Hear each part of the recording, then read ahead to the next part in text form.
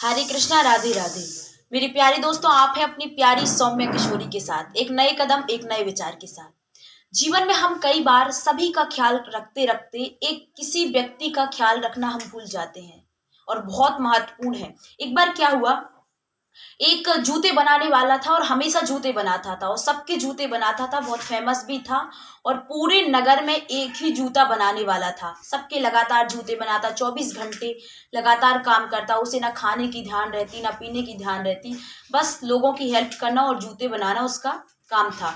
लोग आते उससे जूते बनवाते।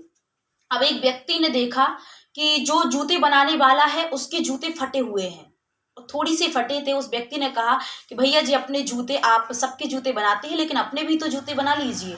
तो उसने कहा नहीं नहीं, सबके जूते बनाते हैं, सबके जूते बना लूं, फिर कभी अपने जूते बना लूंगा, टाइम मिलेगा तो।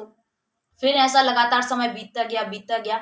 फिर एक दूसरा व्यक्ति आया और उसने देखा कि उसके जूते और ज्यादा फट गए हैं, बहुत फटे हुए हैं, काफी फट गए हैं। तो उसने कहा भैया, पहले आप सबके जूते बनाते हैं, पहले अपने जूते सिल लीजिए और उसको सही कर लीजिए, वो आपके जूते लंबे समय तक चलेंगे।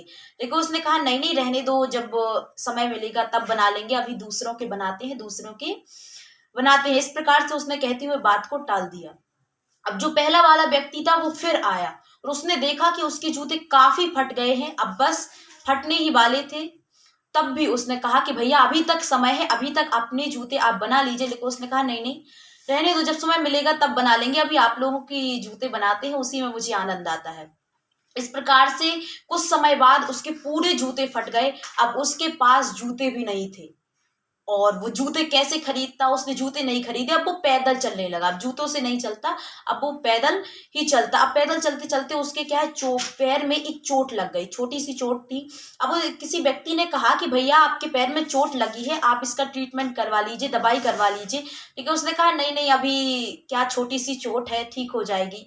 इस प्रकार से फिर से काफी समय बीत गया और उसकी जो चोट थी वो धीरे धीरे छोटी से इतनी ज्यादा बड़ी हो गई। काफी लोगों ने कहा कि आप इसका दवाई करवा लीजिए, ट्रीटमेंट करवा लीजिए, लेकिन उसने किसी की भी बात को गौर नहीं किया और वह अपना काम करता रहता और पैदल ही चलता। अब जब काफी उसकी चोट बहुत ज्यादा हो गई, तब वह ट्रीटमेंट करवाने गया। लोगों ने कहा आप तो ट्रीटमेंट करवा लीजिए, उसे बहुत ज्यादा दुखती, वह चोट इतनी ज्यादा दुखती कि वह चल भी नहीं पाता। वह डॉक्टर के पास गया और डॉक्टर ने कहा कि अब लास्ट ऑप्शन बचा है कि तुम्हारा पैर, घुटनों के नीचे से तुम्हारा पैर काटना होगा, ये लास्ट ऑप्शन है, तुम्हारा कोई ट्रीटमेंट नहीं हो सकता। और उसका पैर काट भी दिया गया। एक छोटी सी कहानी है लेकिन बहुत कुछ सिखाती है कि हम जीवन में कई लोगों की टेंशन लेते लेते, संसार की टेंशन लेते लेते, कभी हम पर्सनल अपनी भी टेंशन लेना भूल जाते हैं।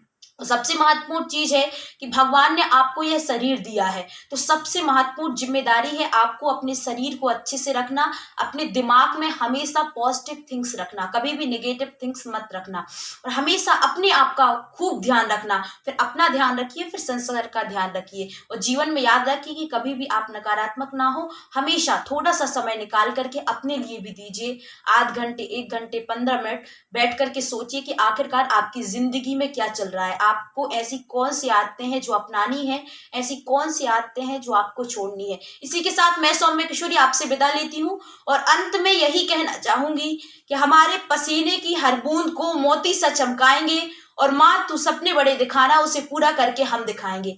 हरे कृष्णा, राधे राधे।